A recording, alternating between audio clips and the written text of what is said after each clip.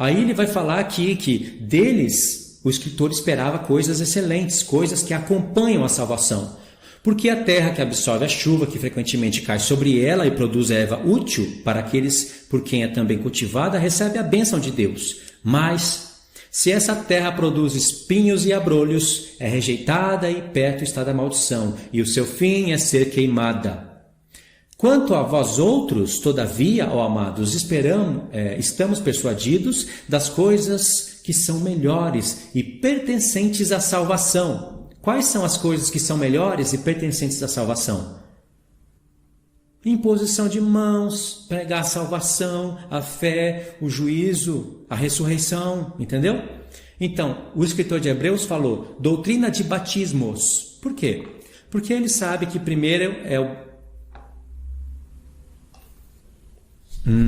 alguma coisa aconteceu aqui.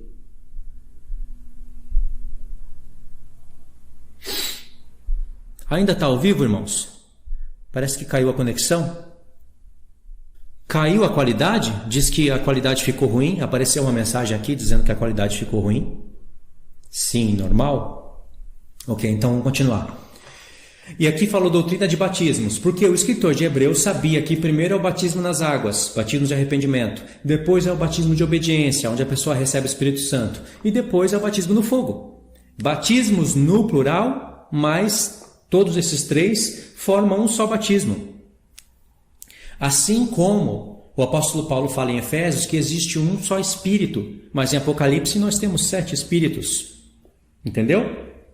A irmã aqui perguntou se o batismo, a irmã Gracili Mendes, perguntou se o batismo na Igreja Católica tem validade como um só batismo. Não existe batismo de criança na palavra de Deus. Isso é doutrina de homem que é praticada até hoje, como a maioria das doutrinas dentro da Igreja Católica são doutrinas de homens. Não estou dizendo que, não vale, que tudo ali não vale nada, mas muitas coisas, até nos dias de hoje, até nas igrejas renovadas, são doutrinas humanas. O que é verdade eu tenho que falar. Outra, estou só contra a Igreja Católica? Não. A Igreja Adventista do Sétimo Dia rebatiza pessoas. Você entra lá, você tem que ser rebatizado. Onde já se viu isso? Aqui uma irmã perguntou, Luiz, quando a pessoa se batiza mais de uma vez nas águas, é certo isso? Não é. Por que ela vai se batizar mais de uma vez nas águas? Qual é o motivo que levou ela a se batizar antes e se rebatizar depois? A pessoa vai dizer assim, quando me batizei eu não sabia muito bem o que era.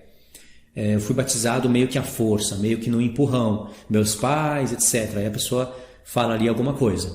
Se realmente ela não entendia o que ela fez, tudo bem. Se ela não teve consciência, então ela se batiza de novo. Mas se ela teve consciência e se desviou, foi para o mundo, e depois ela resolveu voltar e resolveu se rebatizar, isso está errado. Porque não tem nada a ver uma coisa com a outra. Ela se desviou, mas ali ela deu um voto com Deus.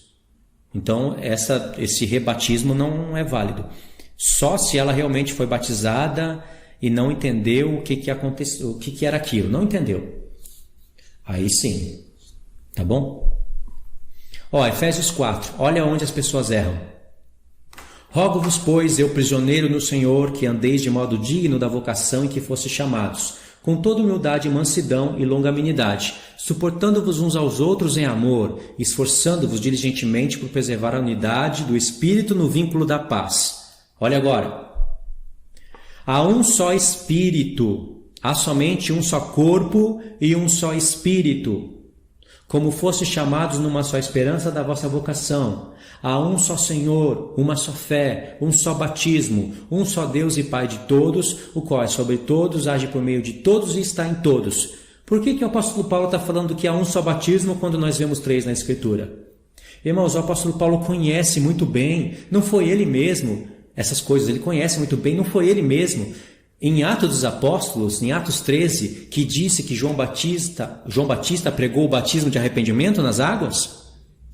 Não foi ele mesmo que depois impôs as mãos naqueles 12 e eles receberam o Espírito Santo?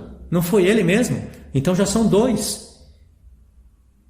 Ele conhece, ele fala um só Senhor, uma só fé, um só batismo. Por quê? aqui ele está pregando, irmãos, a reconciliação das duas casas de Israel. O que o apóstolo Paulo... Por isso que os irmãos não entendem. Por que o apóstolo Paulo está falando isso aqui em Efésios 4? Em Efésios 2, ele colocou na mente dos leitores da carta que havia divisão entre judeus e gentios. E ele demonstrou que essa divisão aconteceu lá nos profetas, casa de Israel e casa de Judá. E que Deus fez uma promessa de chamar os gentios no futuro para entrar fazendo parte das 10 tribos, da casa de Israel. E para provar isso, ele pega textos de Oséias e coloca em Efésios 2. Ninguém pode contrariar isso. Então ele está falando que Deus quebrou o muro da inimizade entre ambos os povos e fez um.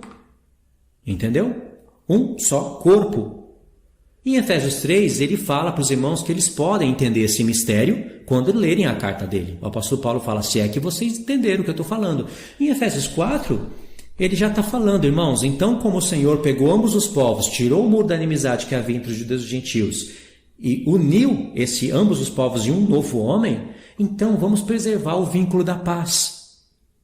Judeu vivia de uma maneira, gentio vivia de outra naquela época, mas eles tinham que entender que isso iria convergir para um só corpo, porque era um só Espírito que estava operando sobre eles. Não havia batismo para judeu e batismo para gentio.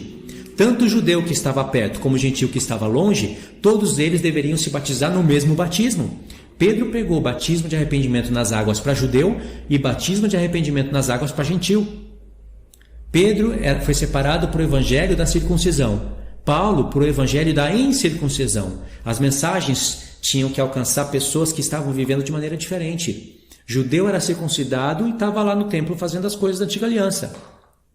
Gentios que não eram circuncidados e foram chamados por Deus não poderiam se circuncidar, passar pela primeira aliança para depois ir para a nova. E aí havia briga entre eles e o diabo aproveitava disso para confundir o povo. E Paulo está lutando contra Ele está lutando contra todas essas coisas, sabe? A luta do apóstolo Paulo, uma das lutas que ele vive na carta dele é essa, desfazer o judaísmo.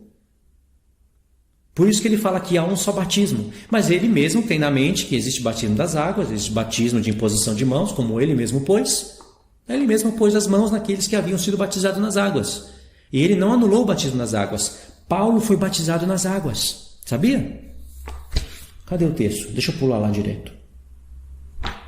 Paulo foi batizado nas águas. Vou mostrar aqui para vocês. Está aqui. Ó. Vamos ler só esse texto e depois eu vou conversar um pouco com os irmãos.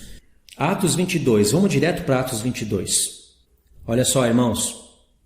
O apóstolo Paulo aqui, ele está explicando para as pessoas o que aconteceu na conversão dele. Olha só o que ele disse. Olha só o que ele disse. Um homem chamado Ananias, piedoso conforme a lei, tendo bom testemunho de todos os judeus que ali moravam, veio procurar-me e, pondo-se junto a mim, disse: Saulo, irmão, recebe novamente a vista. Nessa mesma hora, Paulo contando, nessa mesma hora, recobrei a vista e olhei para ele. E então ele me disse: O Deus de nossos pais de antemão te escolheu para conheceres a sua vontade, veres o justo e ouvires a voz da sua própria boca, porque terás de ser a sua testemunha diante de todos os homens das coisas que tem visto e ouvido. E agora, por que te demoras? Levanta-te, recebe o batismo e lava os teus pecados, invocando o nome dele. Olha aí o apóstolo Paulo dizendo que a instrução dele, logo quando caiu as escamas dos olhos, e era o terceiro dia, apontava para a ressurreição de Cristo. No terceiro dia, apontava para a ressurreição de Cristo. Ele entendeu, conheceu que Jesus era o Senhor, caiu as escamas dos olhos, e qual foi a primeira etapa dele? O apóstolo Paulo, irmãos, apóstolo dos gentios. Recebe o batismo e lava os teus pecados. Não estava dizendo recebe o batismo com fogo. Fogo, lavar os pecados? Aqui está falando, lava, é batismo nas águas. Batismo que João pregava e que os apóstolos pregavam para depois eles receberem o batismo de obediência, receberem o Espírito Santo através de imposição de mãos, para depois, mais no futuro, serem provados no batismo do fogo. Tá bom? Tá certo, irmãos? Agora é só conversar aqui para finalizar a live. Irmãos, é o seguinte, eu posso ler aqui algumas perguntas a partir de agora e aí eu escolho algumas para responder para a gente fechar essa live, tá bom? Aqui o irmão está falando assim, ó. Irmão Luiz, fale sobre a língua dos anjos e sobre o engano disso. Não há engano, existe língua dos anjos. Qual? Nossa, as perguntas estão pulando aqui rápido, tá difícil. Eu não sei parar as perguntas. Eu estou com o dedo travando aqui e as perguntas pulam. O irmão falou aqui, língua dos anjos é o engano do século. Ok. Então, o que está em 1 Coríntios 13, o que a gente diz? Me batizei com 12 anos. Aqui uma irmã disse, acho que é uma irmã, diz assim, se não faço parte de nenhuma denominação, por quem posso ser batizada? Aqui está o X da questão. Tem muitas pessoas que creem no Senhor e não fazem parte de nenhuma denominação. A mesma coisa a Santa Ceia, irmãos, é bíblico isso. Tem pessoas no YouTube falando que não existe Santa Ceia, que isso é doutrina de homem. Eu acredito em Santa Ceia. Irmãos, na palavra de Deus existe pastores, evangelistas, presbíteros, mestres.